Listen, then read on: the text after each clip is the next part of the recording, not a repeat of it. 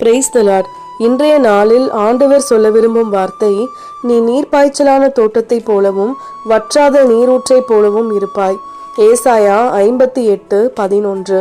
அன்பான தேவனுடைய பிள்ளைகளே, நம்முடைய வாழ்க்கையில என்றைக்கெல்லாம் நம்முடைய மனசு ஆண்டவருடைய கிருபையினால தான் வாழ்ந்து கொண்டிருக்கிறோம், ஆண்டவர் நம்ம மேல வச்சிருக்கிற அந்த அன்பினால தான் ஒவ்வொரு நாளும் நமக்கு எல்லாமே கிடைக்குதுன்னு சொல்லி நம்ம இருதயம் என்றைக்கு ஏற்றுக்கொள்கிறதோ அன்றைக்கே நம்முடைய வாழ்க்கைய நீர்ப்பாய்ச்சலான தோட்டத்தை போல ஆண்டவர் மாற்றாராங்க.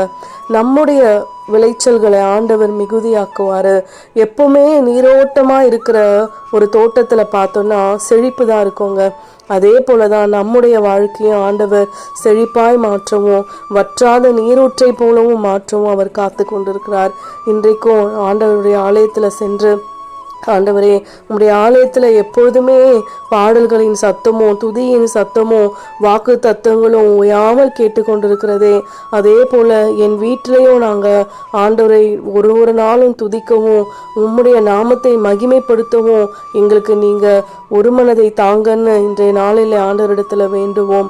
ஆண்டவருடைய ஆலயத்துல ஒரு மனதாய் கேட்டு பெற்றுக்கொள்ளுகிற அனைத்து ஆசீர்வாதங்களும் நம் வாழ்க்கையில நிறைவேறி நம்முடைய வாழ்க்கை வற்றாத நீரூற்றை போல இருக்க ஆண்டவரை நம்பி இந்த வாரத்தை நாம் துவங்கலாம்.